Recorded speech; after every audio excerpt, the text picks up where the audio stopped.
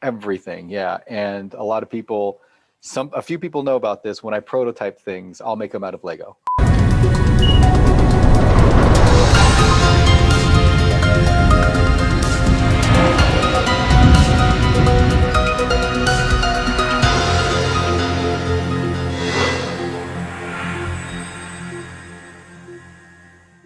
Hey guys, welcome back to another episode of the Making Magic podcast. I'm Sean Jay, your host, and I'm a professional magician, speaker, and 3D designer. And this is all about inspiring interviews with the movers, the shakers, the visionaries, and the makers, the wizards behind the curtain that make the magic for you. Now, if this is your first time tuning into the show, thank you so much for taking the time out of your day to watch this stuff. And I really do mean that when I say that, because this is a labor of love and a project of passion. My friends, thank you for joining me. Maybe you've already decided to subscribe to the show, and if you haven't, why the heck not? It's so easy to do. You just click the red button below. Perhaps you're just listening to the sound of my voice on an app like Spotify or the Apple Podcast app, the purple one that you see on your phone, your watch, or your iPad. Just got the show listed there so I can share my message with others and inspire more people through these interviews. So feel free to type in Making Magic with Sean Jay on the podcast app. You'll find it, and maybe you'll decide to leave a nice, healthy 5-star review after listening to some of these interviews. Hopefully I'm bringing value and intellectual, inspiring, engaging interviews into your life. So let's meet our next guest. He's a creator, consultant, producer, designer, and director of illusions and magical effects for television, film, and live performances. From the stages of Coachella and the theaters of Las Vegas to Netflix originals and David Blaine productions. Yes, performers around the world have sought to have Enrico on their creative team. Please welcome, I am just so excited for this, Enrico de la Vega, the hidden gem, the underground legend.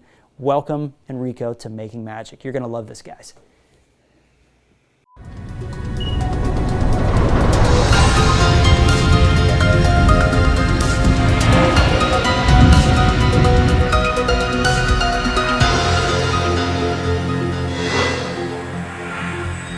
Hey, Enrico, thanks for joining me on Making Magic.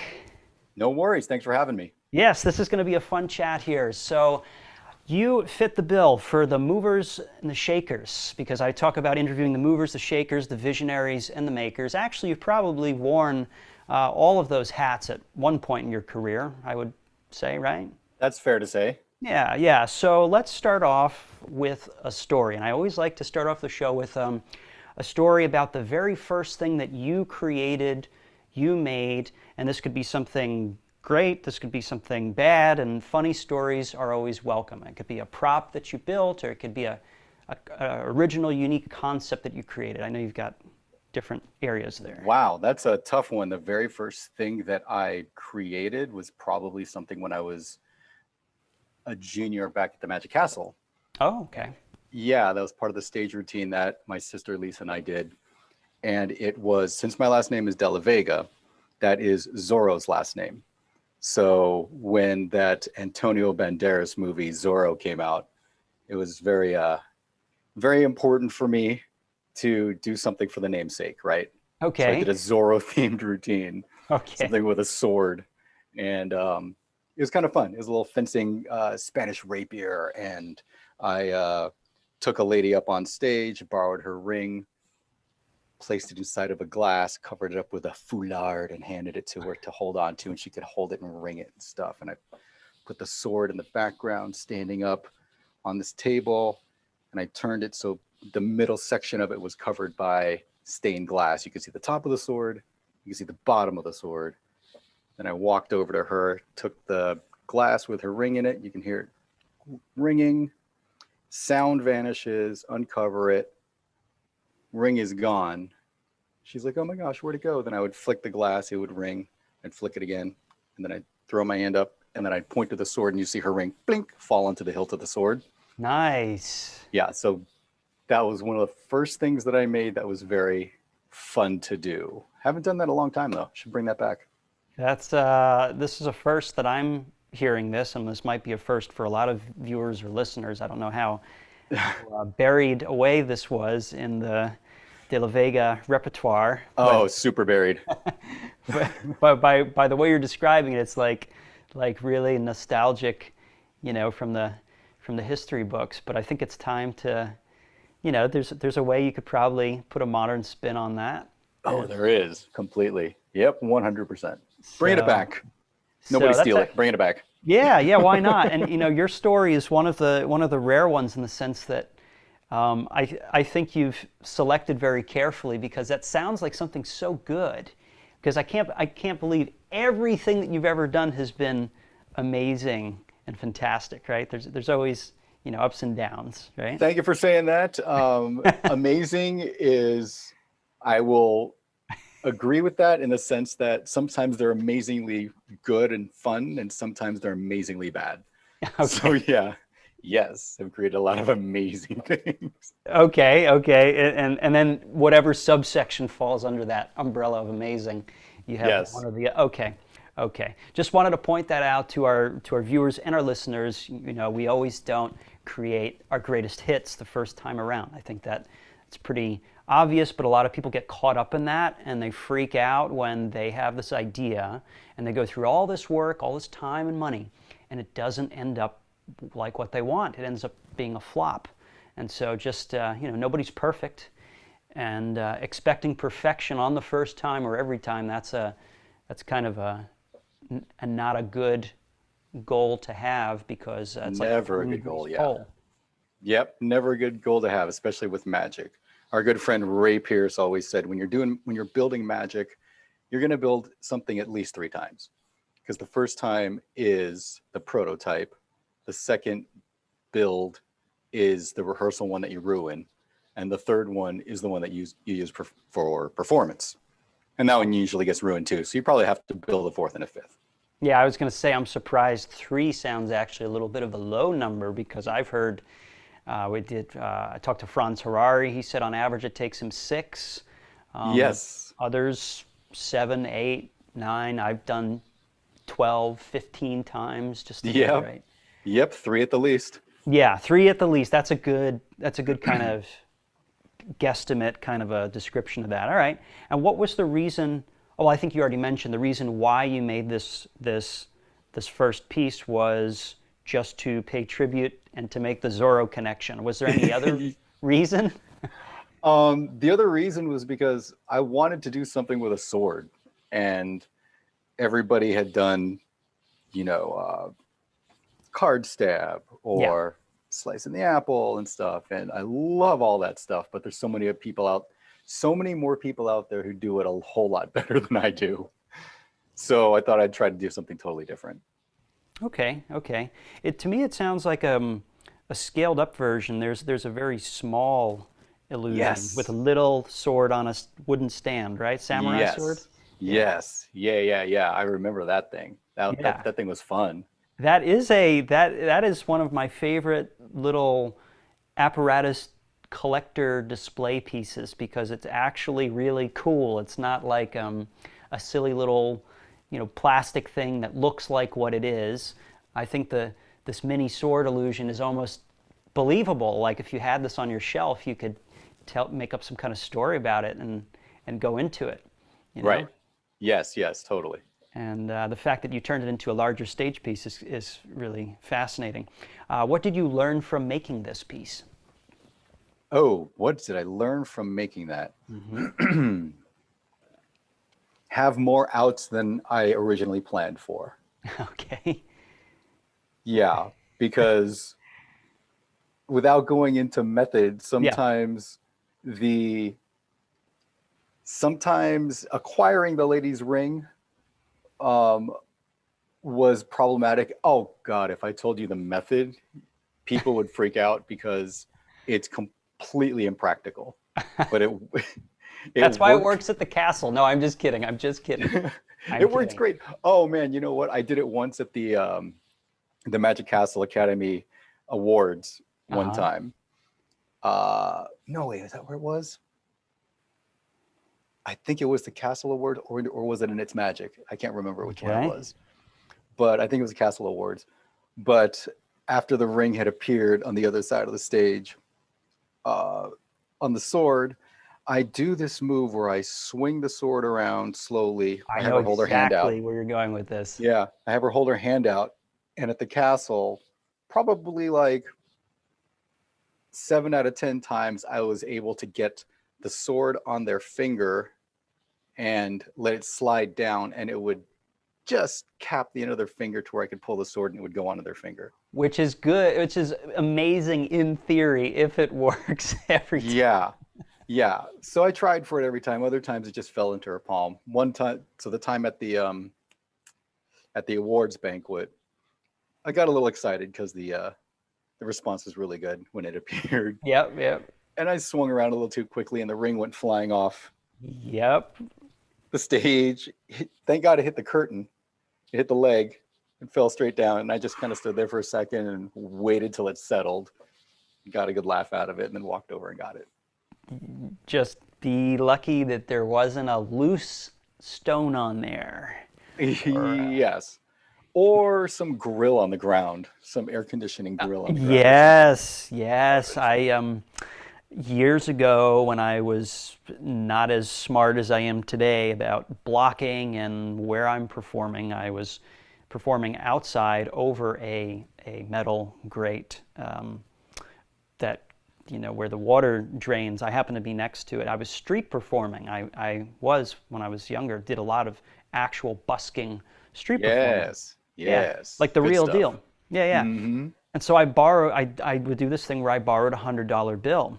And of course, there's so much built-in comedy there just from asking for it. And then there's this young kid, you know, young whippersnapper, whatever. Anyways, the guy gave me a $100 bill and everything was fine until I myself got a little too excited and it slipped out of my hands. And the bill was folded into eighths, as you know, and there's a V, and it kind of stays kind of sprung open like this, and thank goodness for that, because literally the way it fell right in one of the gaps, and the V stopped it right. It was like pushed flush with the top of the gap, and I just looked down, and first everybody thought it was gone, but then, of course, closer inspection revealed it was just wedged, just like the V had wedged it.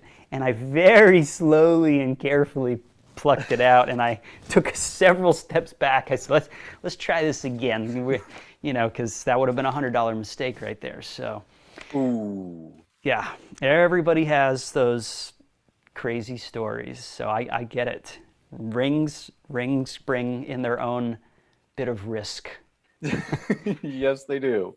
Yes, they do. But that the high risk was high yield reward. So when it worked, it worked. Big time yield reward. I completely agree. First, the finale of that effect is amazing, and then that display, the way you do it, yeah, I could see that looking really cool. So there was one little nuance thing at the very end of it too, which was hilarious, but I thought it was actually kind of fun too. On the table where the sword stand was, there was also a little tiny vase with a rose in it. So after I gave her ring back, little bit of applause, I would turn and get the tip of my sword onto the rose and flick it, and it would fly over my head into my other hand, and then I would hand it to her, and that was fun. In true Zorro fashion. Yeah. Yes, I mean, you were Zorro there, right? I mean, I was the bald Zorro, yes. The bald. No, actually, that was pre-bald times. I had the hair. You had something to show for it. I think it doesn't matter at this point because, right, Zorro, didn't he wear like a bandana on his head anyway? He did. Now I can go back to it. But I didn't want to wear the whole mask thingy and go cosplay. Actually, probably now it's probably a good idea. Now you can do whatever you want. You can put on a thing on your head. And, I mean, look, Paul Harris did it. He doesn't care. You know, he changed it. He uses a new design every time. It's colorful. Oh, it's great. And that's he keeps changing with the times. He's like the Madonna of magic. He's a very, very special person in so many ways. What a cool guy on so many levels. Oh, completely. But just wanted to point that out, that he was able to successfully transition and rock out the bandana. No problem. Oh man, and it's always great. So take a note from that guy. I think you can. You could take a lot of advice from PH. All of us can learn from Paul. No doubt. Yeah. Knowing what you know now, well, what would you wish you would have told your younger self to prevent making the mistakes that you may have made when you were much younger? Knowing what I know now, what could if I went back, told my younger self, don't make these mistakes? As far as building and creating and those kind of things. You know what? It would probably be to slow down. Because I would tend to rush builds in the past. And the haste would make way too much waste. I've since slowed down quite a bit, almost to a point where it might be a little bit bad. I overbuild things and I take a little too long to build things. But yeah, I always find something a little bit better to do with something. And then I always run out of time to make it what I want it to be. But it is what it is. We make what we make. Right. Slowing down is good. A lot of people need to hear that, actually. Not only in magic, but just in life in general.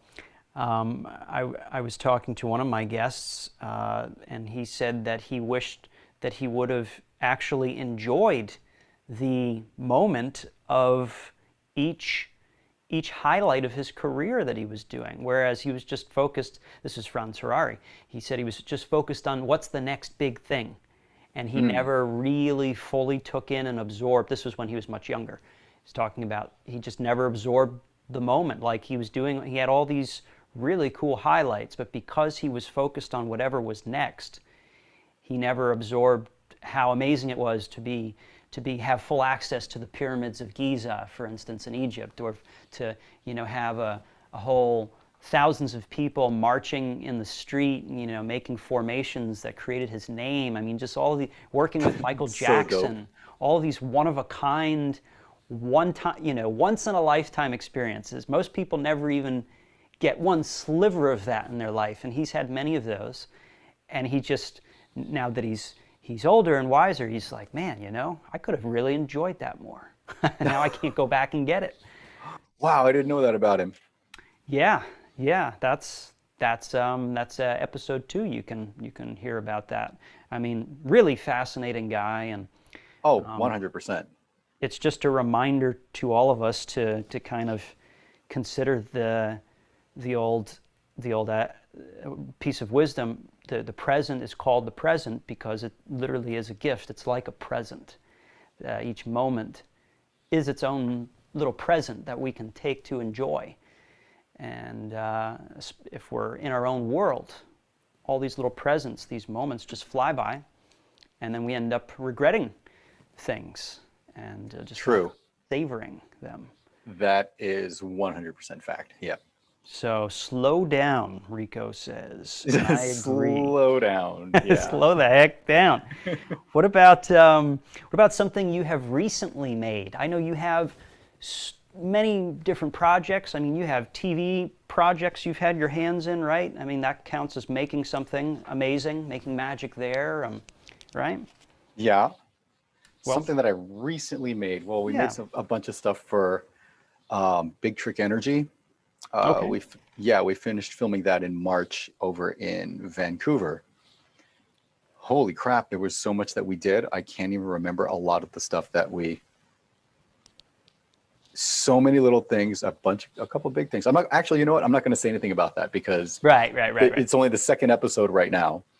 And everybody check out Big Trick Energy on True TV. No, I get it. Yeah, so, you'll see some good stuff. No spoilers on Making Magic, only inspiration and only here to pique your interest, to check out Big Trick Energy on True TV. It's a brand new show that Rico's had his hands in. I guess on, what would you say? You were the, like a creative consultant, producer? Or? Yep. Creative consultant, magic producer. I don't know what the credit was that they actually settled on. Okay. But yeah, that's what it was. Okay. And just keeping on with that theme of television, you've also, I think the second thing going back on the timeline, you were involved in David Blaine's, a couple of his specials, right? Or Did a couple of Blaine stuff. Couple? Yeah, Okay. more recently. So with his, I was involved in Realer Magic and Beyond Magic. Okay. And more recently than that was Justin Willman's Magic for Humans. Magic for Humans on Netflix, another popular show that's gotten, seems to be doing well. They've renewed it, haven't they? I believe that they have. He's doing great. He deserves all of that. Yes. Justin Willman, Magic for Humans. I know people who know nothing about magic, didn't even care about magic, but then they came to me. They're like, "Hey, have you seen this cool show, Magic for?" And I when it came out, I heard of that from a number of people. So I think it's doing quite well, and that's so cool that you've had a chance to contribute directly to that. That's amazing. Oh yeah. Speaking of builds on that, you just reminded me that Sure. there's one segment on there where Justin hooks himself and participants up to polygraphs, up to lie detectors. And so they wanted to know if we could rig a couple of lie detectors to give false readings, false positives and false negatives. And it was going to be a lot of work. So I'm like, I think I can build a couple. And so I ended up building these two scratch. polygraphs from scratch. Yeah. Dude. That were totally, this isn't killing anything for any of your viewers or anything. But it was from scratch with a little paper feeder and a little ink needles. Wow. And it was really fun. That was a long build. I bet it was. That was an example of an overbuild. It's like, I'm sure he was saying, we just need it for just like these two shots, these two takes. Pretty much. Yeah. So it was like a remote control thing where you could cause the dial to do like that or something? Fully remote control. You Wow. could control the needles, the speed of the needles. Oh, wow. You could control whether or not there was a green light or a red light. So there was like a bell and a buzzer for a positive and negative. So to tell if they were telling the truth or if they were lying. So that was all by remote control. That is awesome. And can I ask if you took an already existing one and kind of dismantled it and redid the parts inside, or did you literally start with nothing and you like made the aluminum body or whatever and did all that too? Started with nothing. That's impressive. We just worked with reference photos, and then I went over to like Harbor Freight and picked up one of those $10 aluminum screwdriver tool cases, and then just started cutting and filling it with stuff. Wow. And the way you say it, it's like it was nothing to it. But it was exceedingly elementary compared to stuff like what Mario makes with his robots and stuff doing the magic. Okay. But it was pretty elementary when you compare it to something like that, because it was just basically using remote controlled airplane and servos and stuff. And but the hard part was just like making the little paper feeder. Like, oh, maybe I'll just pull one of those out of an old printer, or I can just make one because all it needs to do is feed it in one direction. Okay, I can make that. And so it was a really fun build. That's fascinating to hear the pulling back the curtain, going behind the scenes, just the sheer amount, the insane amount of work that it takes. People just don't get it. They watch a show, they watch a TV show, right? And let's say the episode is condensed. What are they, 30-minute episodes usually? Yeah, I think Justin's was it 30 or is it 44? I think he may have Around 40-minute episodes, yeah. Okay, 40-minute episodes, and I mean, I edit videos just for myself all the time and for different projects. I know to get even just 1 minute of footage takes hours and hours and hours to get it cut right. So to get 40 minutes of solid TV-ready footage, building all that stuff, cutting it all together, that in itself is a major job. Yeah, thank God I don't do any of that. You get to do the fun stuff, right? Yeah, yes, it is the fun stuff. You better say yes, because they're watching. No, the stuff that I would say is it's more hands-on. It's more tinkering than just cutting footage, I guess. But anyways, each to their own. Some people have fun editing video, but I think what you do is fascinating. What about what maker techniques then? This is actually a perfect segue. And by maker techniques, I mean woodworking, electronics, metal, welding, those kind of things. What kind of techniques would you say Rico would be good at? Small stuff, micro stuff. I do some woodworking. Okay. I haven't gone into welding yet, even though that's what I really want to do. But okay. As you know, Sean, I'm very worried that once I get into welding and I can start welding things, then I'm going to have to start building things for people. Yep. And that's going to be a lot of building, because welding is a huge thing. Oh, I want to learn how to weld so bad. It's but like look, it's so necessary, right? It's like anytime you want something really super strong, okay, metal. All right, well, I could put holes and screws and nuts and bolts, or I could just weld it and have it just be nice and sleek. And oh yeah, or carbon fiber. I was getting into carbon fiber forming, and that was like, okay, I'm gonna step away from that and just go back to the smaller stuff again. So basically, a lot of styrene, a lot of wood, a lot of foam core. Okay. Using a lot of glues and X-Acto blades and rulers and straight edges and stuff. So that's where my little build skills go. Okay. I would imagine folding carbon fiber would be quite the challenge. Oh, that's not fun. It's messy.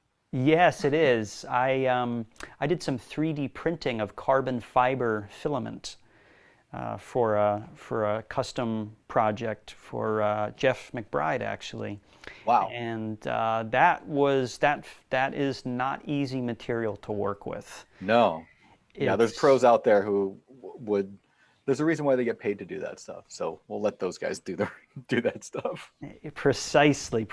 And I made it there on this machine too, which was even. Ooh, look at you, little maker. Yeah. That's my 3D printer back there. That's where I make a lot of my magic. To my, what is this? To my right, I guess this is on this broadcast will be, for the listeners, there's a picture of Blackstone, the famous magician. This is Blackstone Jr. from the popular in the 70s and 80s. Yes. This magic wand thing is not a 3D printer project. That's wood and foam and shellac. Did you make that wand? I did, yes. Nice. Yes, I made the wand actually for a routine that I do in my show. It's something that I wanted to do, and it's something that you'll actually be seeing on Masters of Illusion this summer. You'll see what I do with this wand and box. Nice. So just teasing that out there. It's a pretty cool effect. It's my own original effect, I believe, as far as I can tell. And the hourglass as well, I made that back there. That's a combo of 3D printed stuff, metal, and glass. I had a glass guy do the glass part. I'm no good with glass. That's very. Oh, you didn't do the glass blowing yourself? Okay. I did not do the glass blowing myself. I don't feel confident enough to do that. It's not yet. Not yet. Yeah, it's. I saw the facility where the guy did it, and it was fascinating. Really fascinating. It's fun to watch people do glass blowing properly. No doubt, yeah.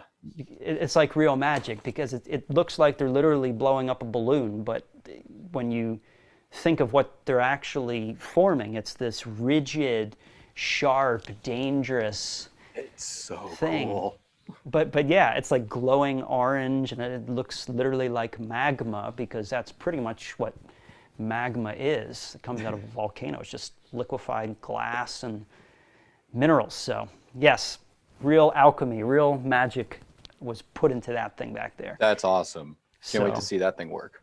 Yes, yes, yes, you will be seeing that soon. So enough about me. This is about you, Rico. So this is your show, man. It's all about you. No. I am. This is not a. This isn't like a narcissistic venture. This is really. I really enjoy talking to people who are smarter than me, who are better than me at other things, and who inspire me. Why are you talking to me? Well, I don't know. I mean, it's kind of. I mean, you've done a few exciting things. I mean, thought you'd go against the wave this time, huh? I swim thought against I'd the stream on this one episode. I thought I'd pick the least qualified person to reach out to, and I was like, I think Rico's the guy. So, no. This is no. I mean, clearly this is fascinating stuff that you've been involved in. What about?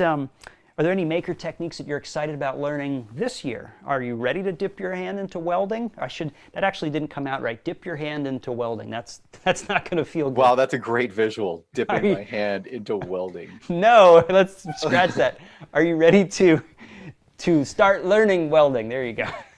Yes, I'm going to dip my toes into the liquid magma of glass blowing. Exactly.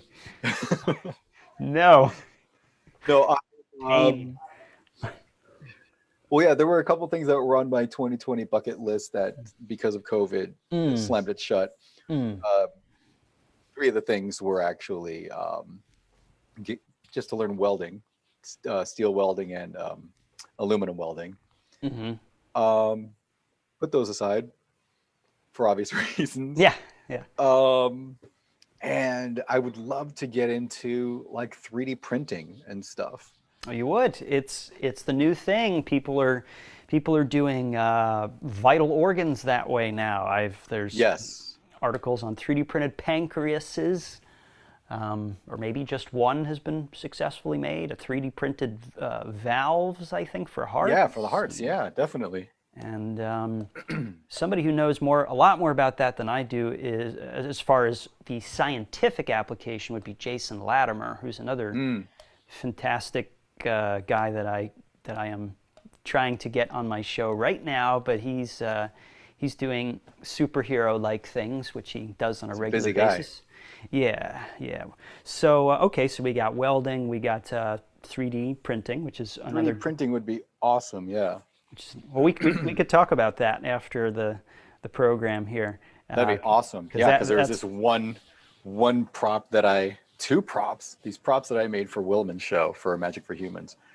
And it was a bunch of layered pieces of styrene because I wanted to go. I was essentially hand 3D printing, by going, okay, I need it. Oh, you're literally squirting the layers and like gluing them together, you mean? Yeah, because I knew how thick I wanted something to be, but I needed very specific locations for certain things. And so I decided to just layer it up with styrene. I'm like, okay, that'll work. Then at the very end, I go, could have just 3D printed that thing and saved about 2 weeks. Yes.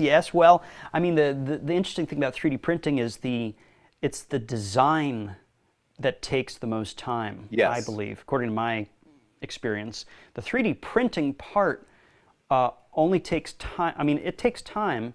Of course, the more pieces, the more time it takes. It's actually the larger the pieces, the more square footage of the bed. That's when you start taking up a lot of time. The time increases exponentially as the thing moves over. Yes.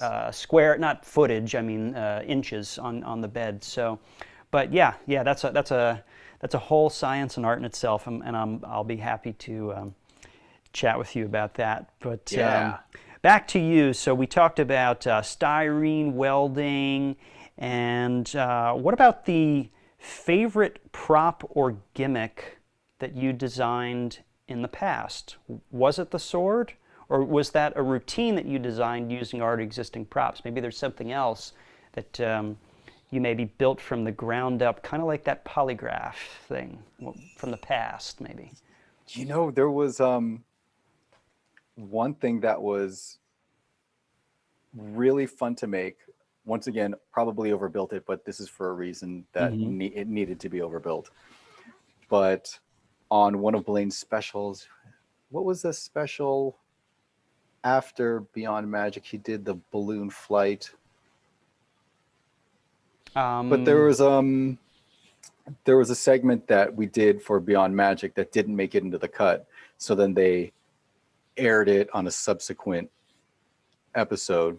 Okay. And Okay. it was an Aussie Win idea. Well, there's a lot of his ideas. I think he's a big contributor, right? Oh yeah. Yeah. Aussie goes, "Hey, is this possible?" And Danny Garcia is like, "Yeah, I think it is if we do something like this." And Danny goes to me, he goes, "Would you be able to make something like this?" And I said, "Yeah, I think that if we did this, this, and this." He goes, "Can you make it for us?" I'm like, "Yeah." And long story short, it was as a close-up effect. You probably never get to see it on the you'll see the effect, you'll never know what it is. Because again, as consultants, as magic creators, what we do, if you see our work, we failed. Sure, sure, sure. I mean, the whole goal is to hide all the work Yes. and only highlight the end effect. Yes, Yeah. exactly. The effect, and a lot of the times the performer. So it's like this one thing, I'll just put it this way. Blaine carried it around with him everywhere he went because he loved to practice with it. And that was one of my proudest builds, because usually we'll build something for him and then it's just like, it works, it's great, and it's solid. And then he doesn't need to practice it a whole lot. This thing took practice, but he loved practicing with it. So he used to take it around everywhere he went. And it made it into a subsequent episode. Can't. When you said take it around with him, I was thinking of that alligator, but that's not gonna. He used to do that too. That used to be his favorite thing that he would carry around. Yes, it was. But that wasn't as practical as something that you made that could probably fit in his pocket. Well, you'd be surprised where we made that thing fit. Okay, okay. I won't ask. But there was alligator appearances. For those of you who have watched the specials, I'm aware that he's into alligators. He even has his own cards, Gatorbacks, right? Mm-hmm. Yep. Can you say, without revealing too much, whether was this a card thing that was built, or was it? It was a card thing. Okay, so this is a special card thing that David Blaine enjoyed practicing with. Very cool. Well, that's some good. It's good confirmation that you did it right. You did it right. You did it well. I just realized how hilarious it is to your listeners to be listening to this cryptic stuff. Well, going, okay, so there's this card thing. There's this card thing. It was good, and can't tell you what it is, but maybe you should look out for it. And you won't know which one it is because he does a lot of cards. It was a good card thing, and it was on one of his shows. So ambiguous.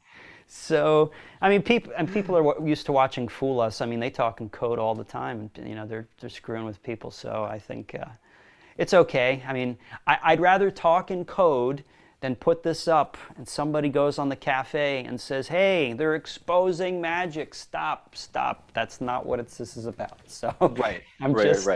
I'm just trying to inspire people, and we're doing great. Really fascinating stuff.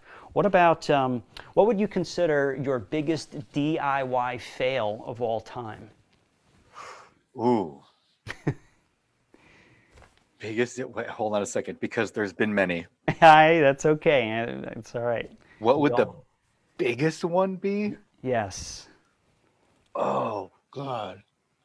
Okay, let me think. That's okay. I'll edit the pregnant pause out. No worries.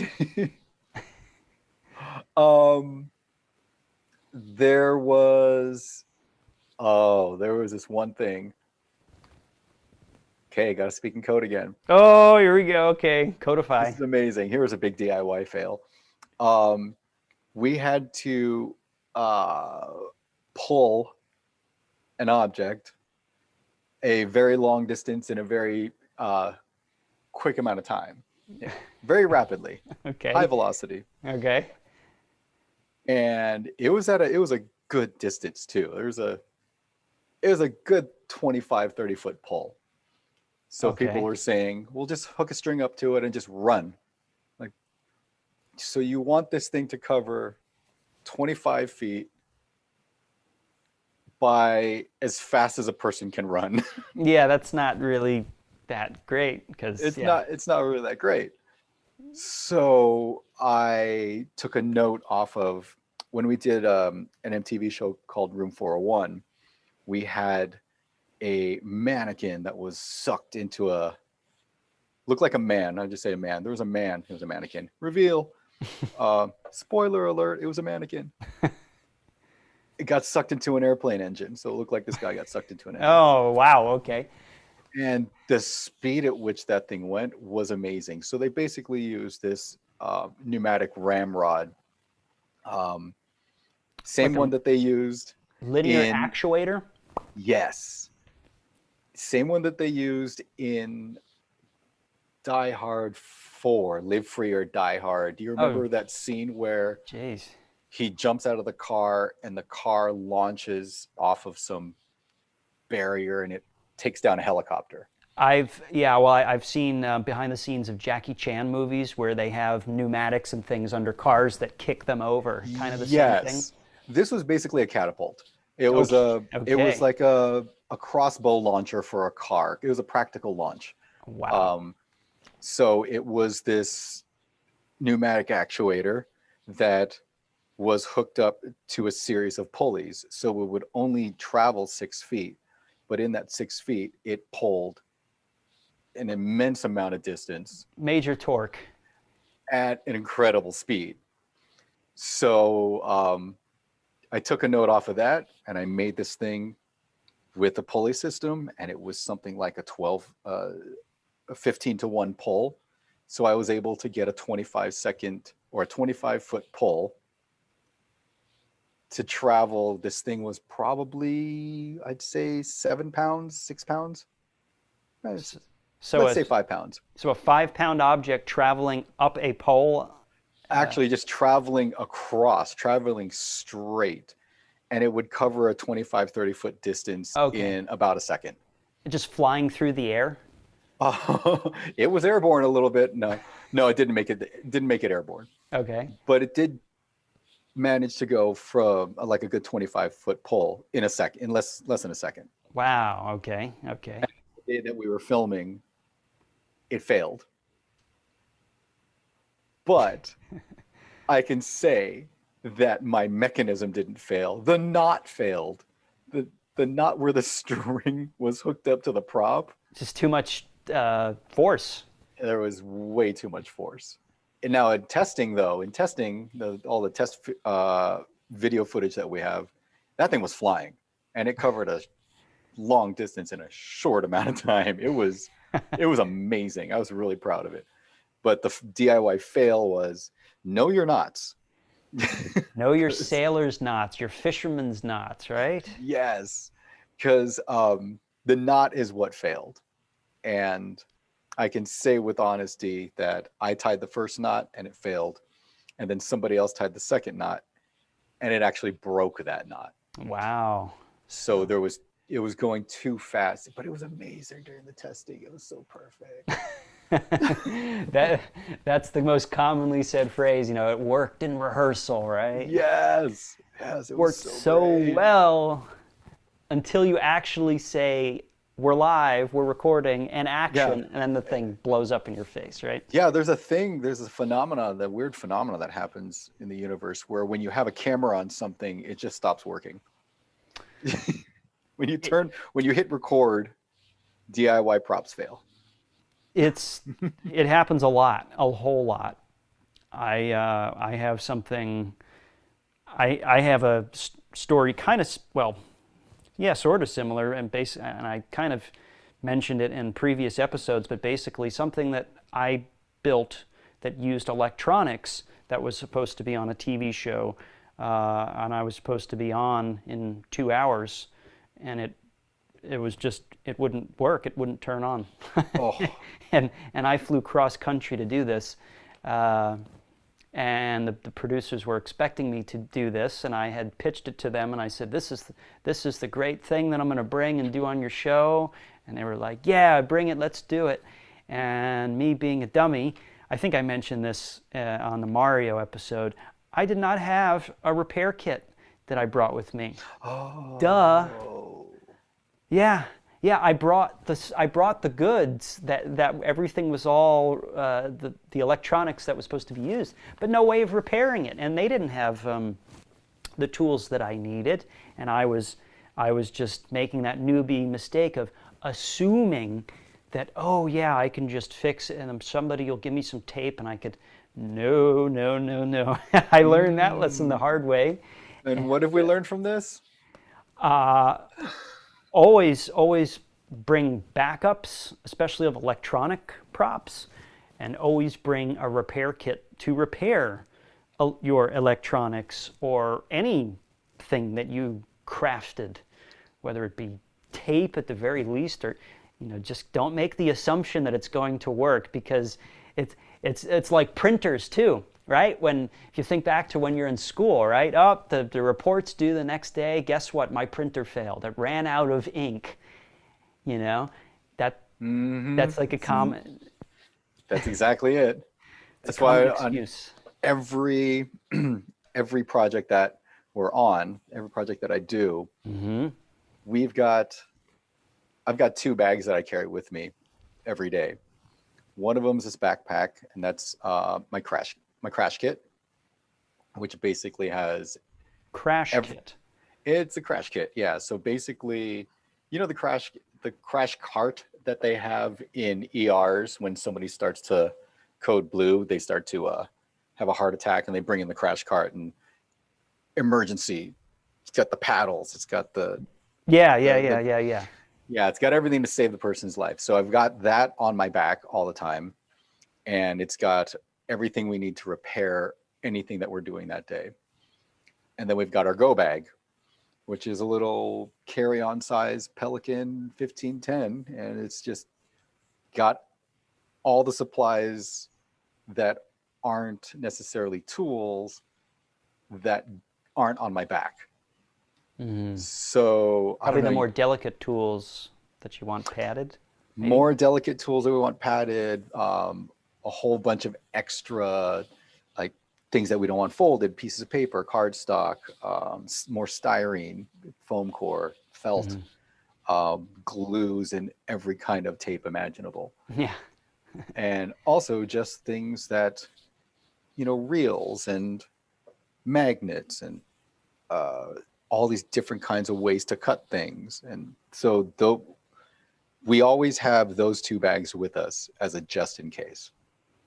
I think that's very smart. 1510, when you said 1510, I was like, I got another hourglass that I made actually in a 1510 right now. And yes! Because it's carry-on. I was like, I love Pelican. I love my Pelican stuff. The very first Pelican case I ever got was for a large speaker I was using for street performing. And it's big. It's a big honkin'. I mean, it's fat. It can never go on a carry-on. But I was so happy when I found the 1510, I was like, oh, there's a little cute Pelican. There we go. And it just works. So. Oh, it's great. I'm a fan of those. It always carry on. It fits into any carry on any plane. So it's great. Yes. Yeah. It's the 1510, I believe, it's smaller than a lot of the carry-on suitcases. Yes. It's made to be to fit the smallest overhead in the smallest plane that allows carry-on. Yep. That is exactly what I'm looking at right now. Yep, I got you. Yeah. I love those things. Yeah, you could throw them off the side of a house, and whatever's in there will be fine as long as you padded it properly. It should be fine. Oh yeah, and they make for good misdirection too when you're filming out in the street. You just drop it, and people turn their heads, and then you can load the elephant. That is another secret only found here, right here, folks, on Making Magic. You heard it. Rico's dropping knowledge secrets like you've never heard before. If you want to know how David Blaine levitated, well, they just took a big giant Pelican case, they dropped it, everybody was looking the other way. And then we brought in an elephant. And then you brought in the elephant that was underneath the actual... Close, beside. It was beside. beside him, and then the trunk reached up under David and picks him, like very gently and lovingly. Yes, something like that. And I think in the pelican case, now we're talking about animals. The pelican case, the elephant, you have to pack extra peanuts in the pelican case. 100%, especially because that's what we get paid too. So that's That's right. That is right. Not only do the elephants get minimum wage, but poor people like Rico get paid in peanuts, man. Gotta raise delicious this guy's though. salary. Glad I don't have an allergy. Gotta raise this guy's salary. He's not allergic to nuts or hopefully shellfish. So there you go. No, yeah. You can start paying me in shellfish. We'll see how that works out. I think you're into that, right? You've spent some time in Japan, quite a bit, right? Yes, I have. Yeah. Yes, and I cannot leave this hanging without mentioning magicians and the public if they watch not regular TV, but it's all over online and just blew up. You know, Cyril Takayama. That was a big part of your life and work, right? Oh yeah, yeah. We grew up at the Magic Castle together, and then he moved to Japan, started his own TV show, and then we started working together a lot from there. And before that, correct me if I'm wrong, you were, I don't know if you were in charge of or you were a part of this team of magicians doing this hidden camera magic show, which was called... You Can Do It.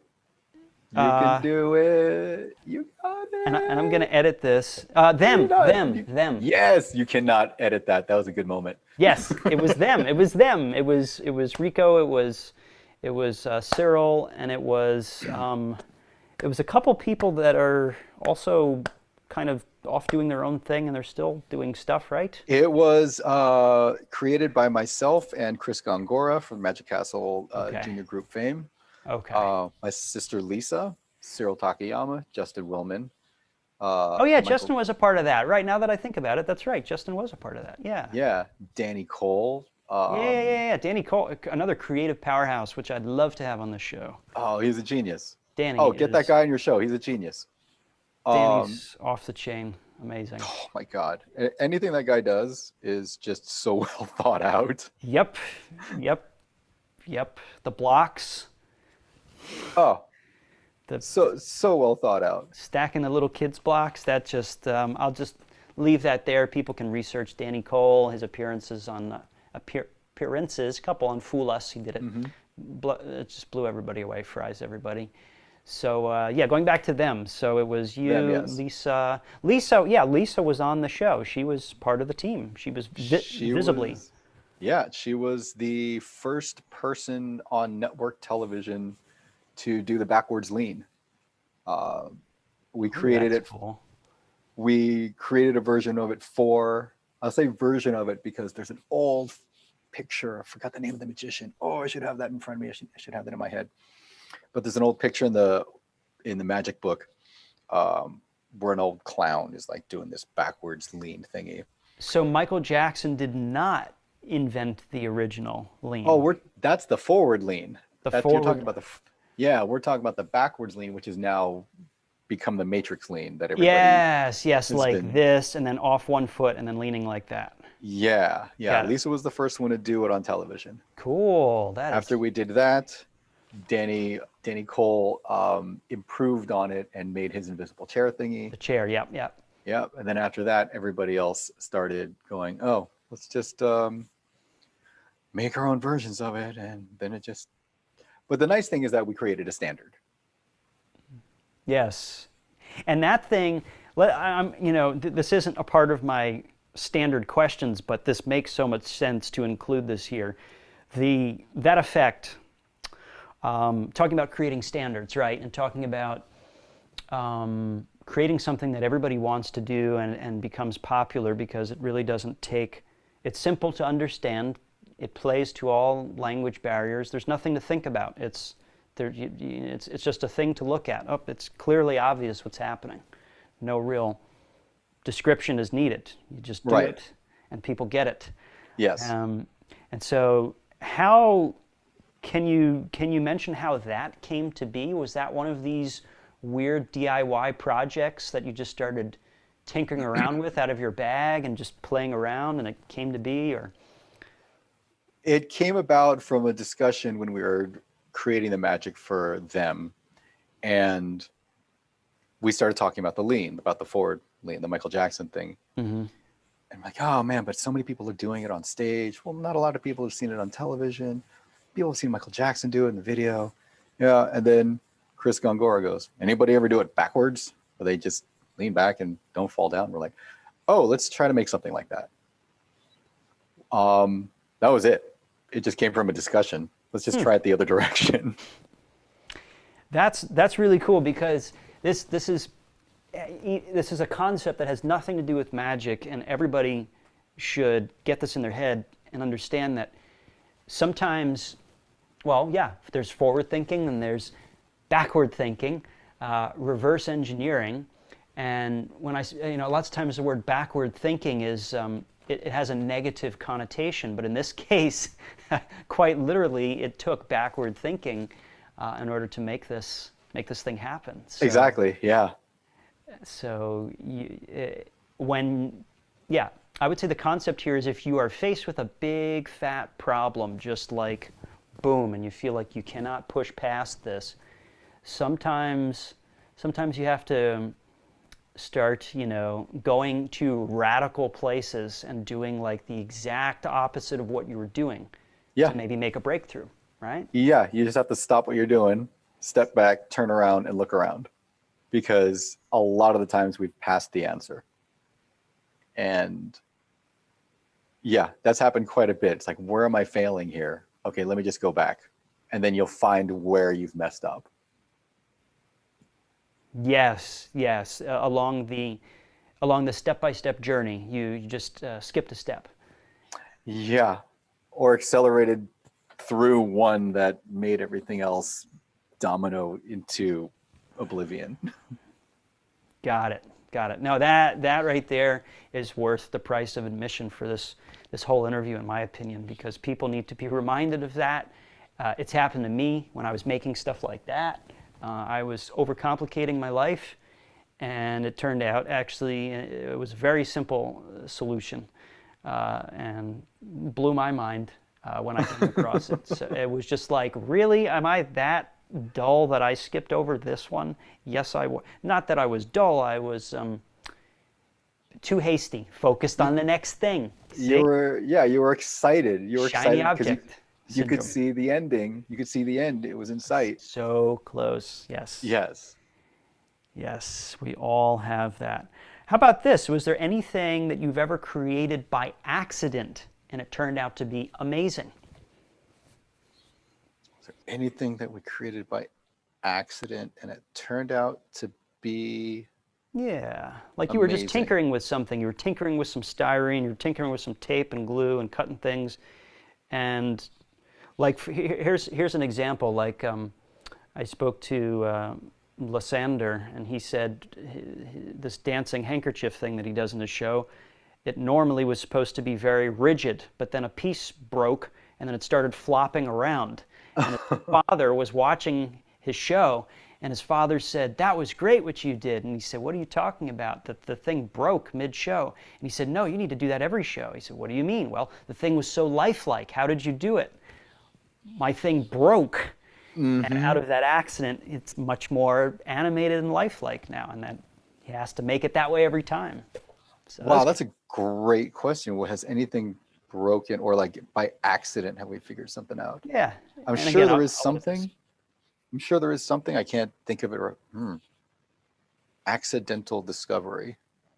Oh, you must have made at least one. I mean, with the projects that you've worked on. Yeah, there's plenty. Because I feel like almost everything is an accidental discovery, With the custom, Yeah, because you go, how is this going to work? I don't know. Let's figure it out. And that's always the big thing when people are like, how are we going to make this? I'm like, I don't know. Or when I'll suggest an idea, well, that's a great idea. How are you going to do it? I'm like, I don't know yet. We got to figure it out. Yeah, that's almost my life on a daily basis. Somebody asks me a question, can you do X, Y, Z? Sure. Hang on. Yeah. How the heck do I do that? Let's find out. So There's always a way. And it usually happens too when you commit, right? If you commit, you commit pretty strongly to it, you'll make it happen because you've committed. That is 100% fact. Especially with TV and deadlines, which you work within. It's like, it's David Blaine, it's Cyril Takayama, it's Justin on Netflix. They want this thing, they want this box, they want this polygraph. Well, figure it out. And so you did. One thing that was an accident, which was actually it was an accident. Yeah, it was more like a joke. It was Cyril's hamburger from Poster. Dude, that's like one of the most iconic things that he's known for now. So you're saying to me that was just a fleeting thing, just like, that would be kind of silly if we did that, or that was a joke. It was actually a joke. We were walking around Tokyo late at night. We may or may not, or mostly may had too much to drink, and we were walking down the street, saw a burger joint. I'm like, God, I'm hungry. He's like, so am I. Let's go and get a burger. Walked up to the place. It was closed. And we're like, well, there's that. Hey, how hilarious would it be, dude, if you could just pull that poster or pull that burger right out of that poster and we'd be feasting on a Moss burger right now. He's like, yeah, that's stupid. I'm like, yeah, that's dumb. And I put it in the notes. And the next day, reading through all the notes of all the stupid stuff that's the big thing too. It's like, carry a piece of paper with you. Yes, and write down everything, right? No idea is a stupid idea. Just write everything down. Everything. And there's a ton of stupid ideas. And so we're going through the stupid idea list and like, this is stupid, that's dumb. Burger from Poster. But that's actually kind of funny and do it. Oh, we need a time for you want to. Oh, let's see if we can. Okay, let's put that in there. So it was the finale to a segment in front of a burger joint, and honestly, it was just going to be a throwaway. Like, this is just another. Oh, okay, this will be fun. Let's just pull the burger out of the poster. It turned into a signature piece. That's what I'm saying. When you said the burger, I was like, dude, that's when people think of Cyril, they think of the burger. They probably think of the old man at the theme park. That's another iconic thing that I remember. There's all this crazy stuff that he did, in the market outside. He did a great Tommy Wonder adaptation, or not Tom. Well, Ricciardi, Canary. Oh yeah, his version of Olek. That was fun. Yeah. I mean, just so many. Oh, and then there was the thing in Brazil where he, the sand art, rearranging the sand to make the picture of the person. I mean, that was another weird but I wasn't fascinating on that effect. Show. I wasn't there for Brazil. Okay. I know what you're talking about, though. Yes. Okay. I'm just rambling off things that really stuck out to me. But the burger thing, I mean, by far, I mean, if anybody were to just Google right now, like Cyril Magic hamburger or just hamburger magic, probably Cyril's face is going to show up. Yeah. It went viral before we knew what viral was. And this was what, at least 10 years ago we're talking, right? Many moons ago. How long ago was that? Maybe 15 years ago. Probably. That's, well, yeah, probably like 12, 13 years. That's a fair assumption. I'm not good with numbers. I'm not a real Asian. That one caught me off guard. Okay. Yeah, I'll just leave that. I'll just let that go. And you're not allowed to comment on that. Nope. I'm aware of this. I'm kidding. No, I'm here to support everybody, regardless of where you come from or what you look like. You're trying to say? See, you're just digging now. Next question. I'm just, man, damn it. Okay, that'll be edited too. That we should keep because it's fun. No, you said I'm not a real. I wasn't even thinking. I was just trying to put a pinpoint. I was like, when was he doing it? But anyway.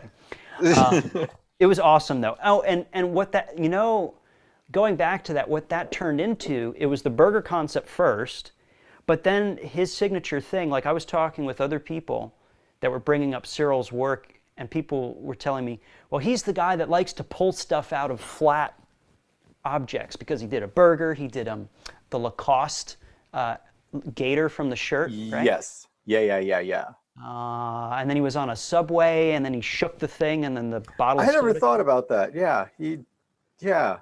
He did a lot of flat to life stuff, a lot. That's hilarious. That's pretty accurate.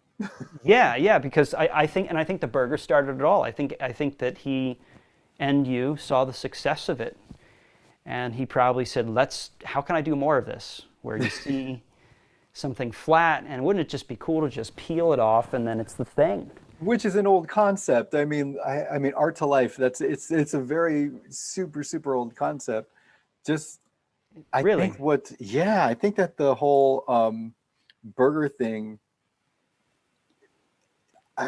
I think that it was the amount of times the image changed in the poster. So that helped, and the location, and then the real people reaction and stuff. So but yeah, it was, because I remember he did the old man on the train with the plastic bottle of tea, and he shook that and that popped out. Mm-hmm.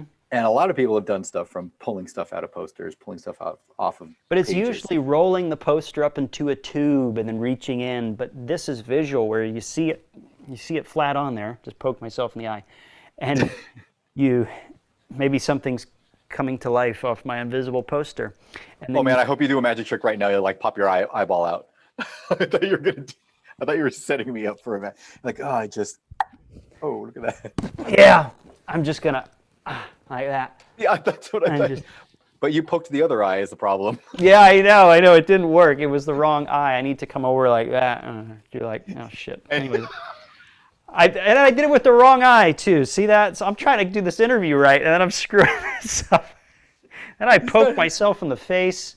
Look at that. You're just seeing, Oh man, you're seeing humanity at its finest, Rico. that's the best. And we're making history on making magic. What am I doing? Right there, you could have been loaded right there again. Right there? I could have done it. And it's just bothering, it's just really bothering me. Yeah, see, even better. Yeah, and that's better. That's better. See, that's got to be, you have to have that right by your computer now. You can't even, that's got to be loaded and ready. Yeah, well, see, I have another monitor over there where I've been doing online shows. My camera's normally set up there. I have a little eyeball in a little bowl actually ready to go. This is my interview section, but I need now 2 eyeballs. I need to have one on each. Shit. Yes. Okay, here we are. All right. So, okay, now this is like considered the lightning round. It gets go really fast. We're not good with speed. Let's go. Oh, okay. I forgot Rico's slow. That's right. Rico's slowing down. He's trying to slow down. I'm usually pretty slow as well, actually. Good save. Go continue. No, it's true. I have people tell me that I work too slow and that I take too long to say things, and people who are very passionate get frustrated with me quite often. They say, "Come on, Sean, just hurry up. It's taking forever for you to say whatever." Yeah, patience is a virtue for people. Come on, people. Well, it's like, you want it good or do you want it fast? I think it's an American thing. I think it's an American fact thing. Everybody wants stuff, instant gratification, and they don't care about slow quality. They want fast something, and they just don't care. Mm-hmm. But that's another discussion for another channel. What inspired you to be a maker, Rico? Because you are. Crazy. I am, and it's crazy that I never really considered myself to be one. What inspired me to, if you want to go way back, what inspired me was when I was a kid, when I played with Legos. When I played with Lego. There's no S at the end of Legos. Played with Lego bricks. Lego bricks. That's building everything, yeah. And a few people know about this. When I prototype things, I'll make them out of Lego. That's your secret. Wow. One of the things, yes. Because I tried to prototype things out of wood, and it would take too long to get the tools out and cut something with a bandsaw. And then, That's oh, it's fascinating. I've the never wrong heard anybody size. say that. Yeah. Oh, it's the wrong size. I have to recut some more wood. But if you prototype stuff with Lego, you can do it quite quickly, and you can do corrections incredibly fast. I mean, that's really true. Now that I think, I mean, I never thought about it like that. There are people, right, who build whole life-size statues of things and characters. So yeah, why not build prop prototypes from Legos? Oh, we've actually built props with them too. On Magic for Humans, there's a segment on Justin's show where it's called Delivery Drone. And there's a drone, RC drone, that's got a box. Yes. And it's got to drop the box into his hands. Yes. When the pro drone operator came over to the studio that day, we're like, okay, so here's what we need. We just need this box to be lifted by the, he's like, oh yeah, mine can carry that. And then we need it to drop. He goes, I don't have anything to release it. Like, don't you? And I was very, very confused because I grew up with model cars or RC cars and remote controlled airplanes and stuff. And we used to drop stuff, the parachuting guys out of airplanes and, hook up a camera inside and like a servo would click the camera, you take overhead shots with a remote controlled airplane, right? Mm-hmm. So I'm like, we've done this before. I did this when I was a kid. You're telling me as it's decades later and as a pro drone operator, you don't have something that'll drop something? He goes, You not would here. think, And yeah, it's not on there. And so we were about to break for lunch and I said to him, hey, can I borrow one of your servos? And he goes, yeah. I'm like, I'll promise I'll give it back. I just want to borrow your servo. Great. So everybody went to lunch. I went into the studio and I built this mechanism out of styrene, Lego, and a brass hinge around his servo. And once everybody came back from lunch, I zip tied it to the bottom of his drone. It lifted up however much weight it could carry, and there we had a secondary remote, and I would just pull a switch and it would drop the box. That was made mostly out of Lego, and that was actually used in the show. That is a testament of just the power of Lego, the power of child's play is kind of the concept here. People think that we can grow out of Legos because that's what kids use, but here's a case of a full-grown man using Lego to his advantage, big time. It's once again, you can prototype things very quickly. That's interesting. And like, think about how much time it takes for you to go into your CAD program to do all the measurements and everything else. And, sure. But if you have a pile of different size bricks and plates and everything, you can slam it together in probably a good 5-10 minutes. And then if it's wrong, it's a little too short here, you add a little extension. Yeah. I never ever thought about it that way. Everything has its place. CAD is good if you want to have things really precise for a good, more or less finished product. But for what you're saying, if you want something real fast, you just want to get to the point, you want to get some usable thing. Yeah, just to get proof of concept. Proof of concept, there you go.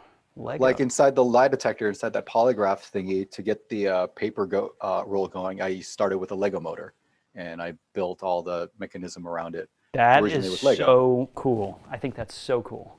It's fun. You should try, because it's not just straight building anymore. They've got these crazy bricks where you can connect motors to them and have structural support for things. And if you wanted to, you could bend steel with Lego. It's crazy. So, really? Oh yeah. Steel. Yeah, they've got things where they this guy created a bunch of Lego pieces with 1 or 2 motors, and eventually it would torque and break a steel rod. Is there a metal piece that you have to wedge that piece of steel in? Because how can plastic and metal handle the torque? I would think plastic would snap. Oh, that's the thing, because it would snap, and then he would have to figure out how to. Oh, there's a whole YouTube channel on this guy. He would figure out how to lift 200 pounds with just Lego and a couple of motors. That's But one of these things, I built a prototype. He's sitting over there. Can you And show us, possibly, or is it too secret? hold on a second. Okay. Okay. I'm excited.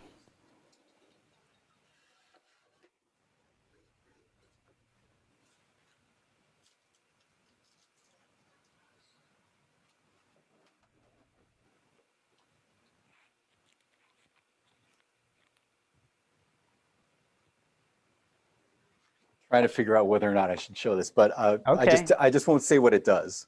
Okay, it's entirely up to you. Like I interviewed Adam Wilbur, and he had showed me a bunch of prototypes for something he was comfortable sharing. But I'm not trying to convince you to do something that you're going to regret later. So it's entirely up No, to you. yeah, I just won't say exactly. How's the audio for me right now? Is there a hum or anything? No, it's fine. Perfect. Okay, good. So speaking of Lego prototype, this is something that was basically, it's on this piece of melamine for some reason. But, Yeah. But there's motors in here and gears and rubber bands and wires and stuff.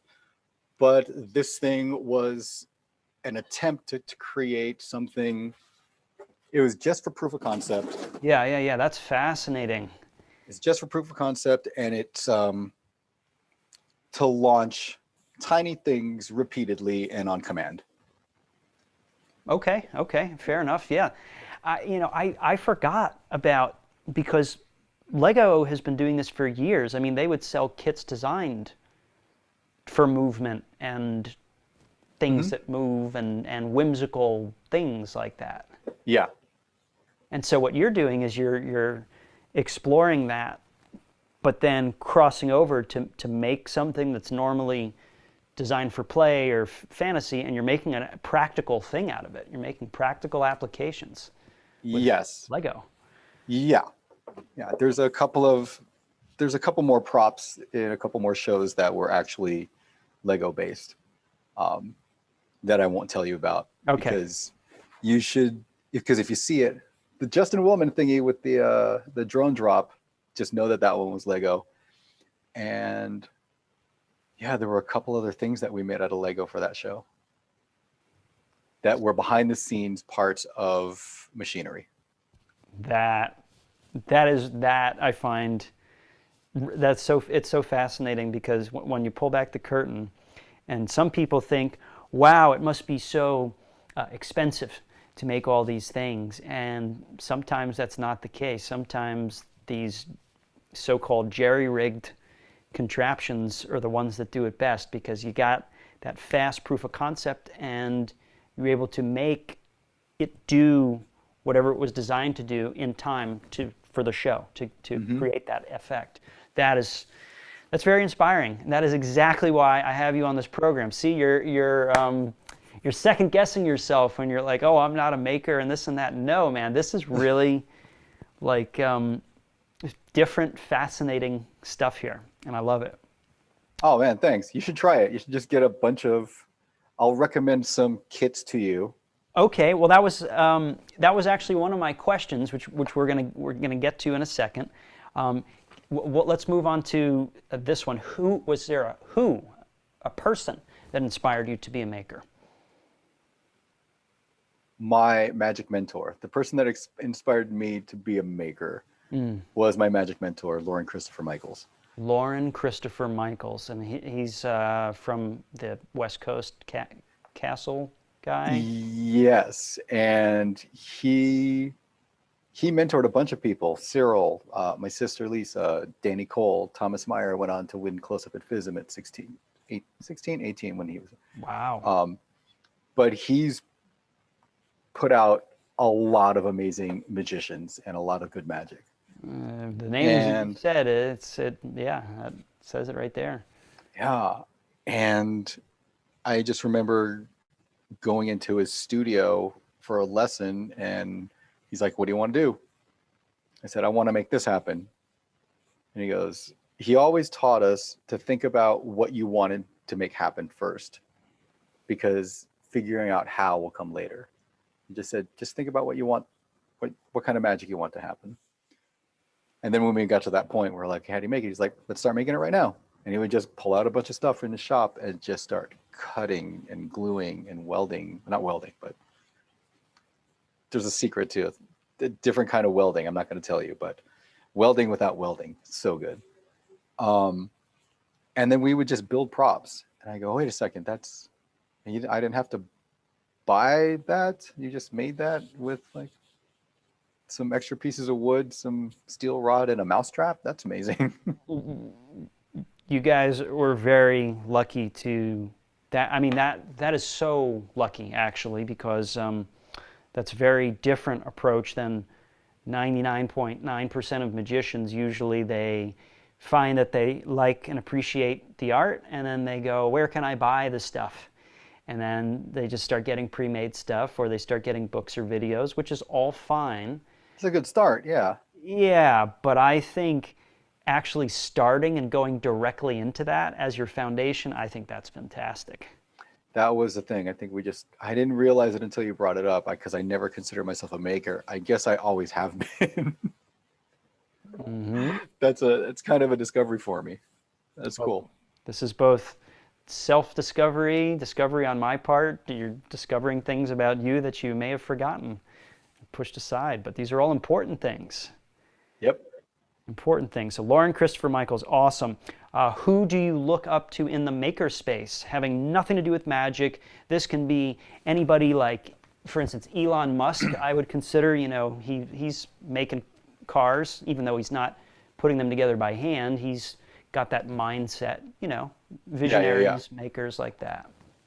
Visionaries and makers. The people who I like to watch tinker are people like Mark Rober. Yeah. Good choice.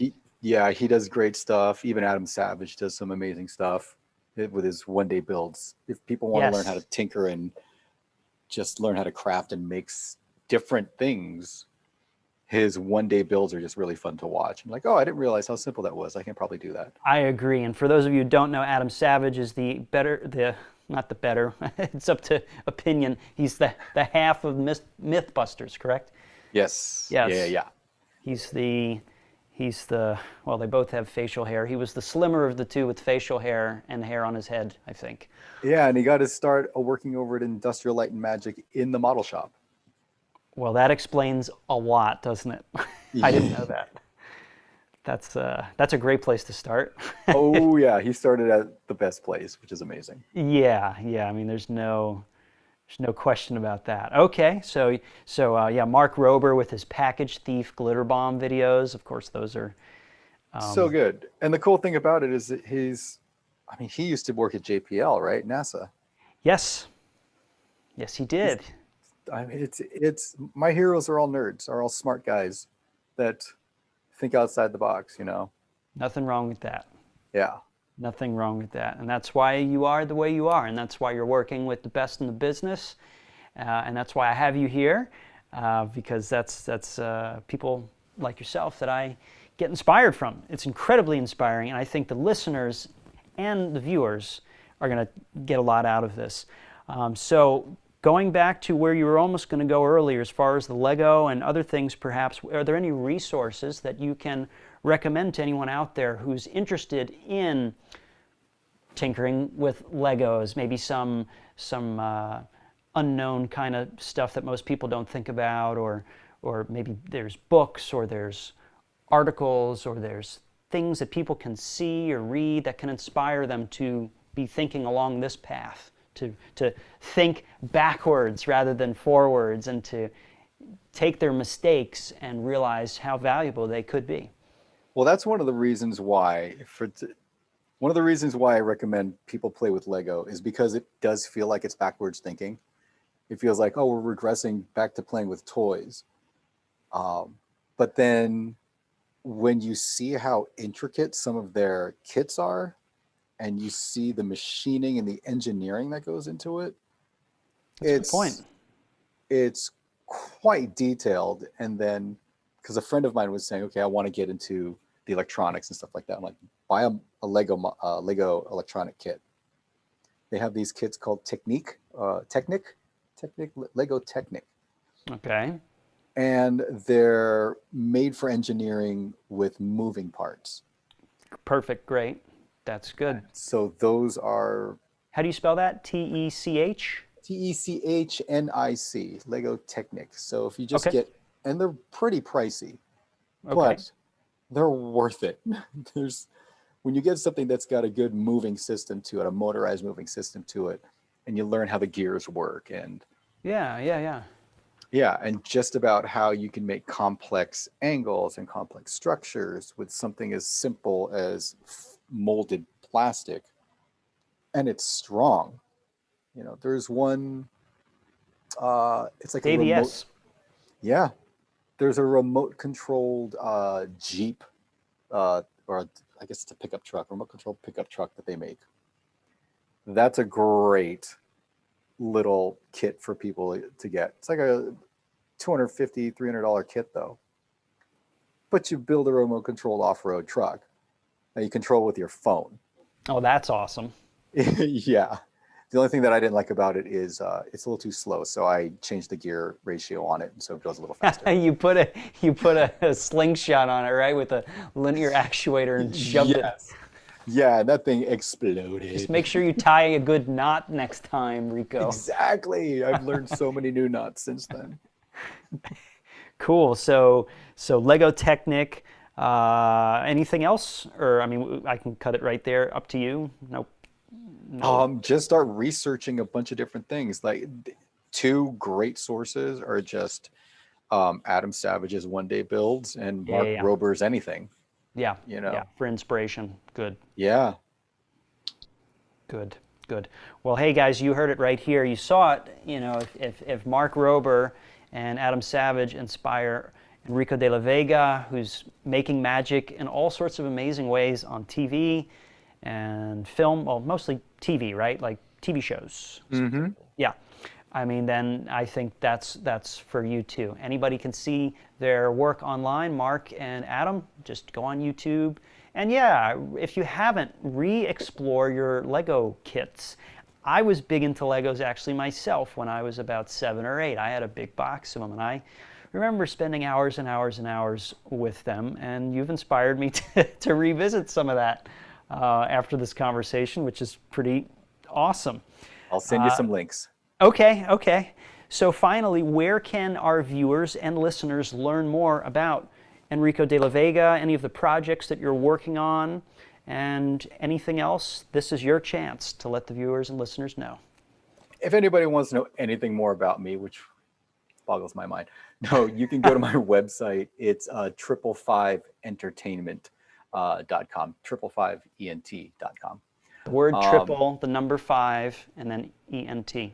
Yep.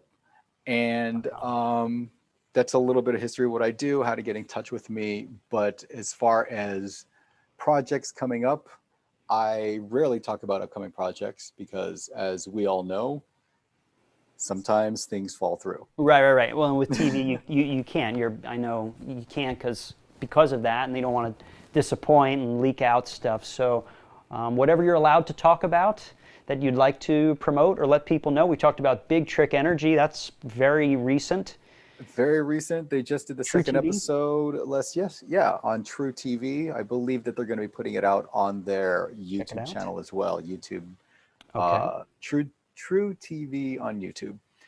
I know they have episode 1 on there, and I believe we filmed 6 or 8 episodes. I actually don't know, but we came up with a lot of fun stuff for that show. Those guys are really good guys. There's some really goofball magic going on and some good head scratching stuff, but a lot of fun to work on. Okay. All good, all great stuff, all inspiring, all top-notch, high quality. Well, this has been an amazing chat with you, Rico. Again, thanks, Sean. I want to thank my viewers And my listeners, if this is your first time to the channel watching, please, you know what to do. Subscribe, hit the red button down below. If you're not subscribed, why the heck aren't you? We're talking with Rico. He's like the underground legend in the biz here. He's given us some major, amazing knowledge to inspire your creativity. And if you're listening just to the sound of our voice on like Spotify or one of the other podcast apps, feel free to follow us so you can listen and learn and be inspired while you're driving the car. It's better than being on a Zoom call while you're driving a car. I've seen that done. That's dangerous. Don't do that. But either way, thank you so much for taking the time out of your day, Rico, and thanks to my audience of subscribers, and we'll see you on the next episode of Making Magic.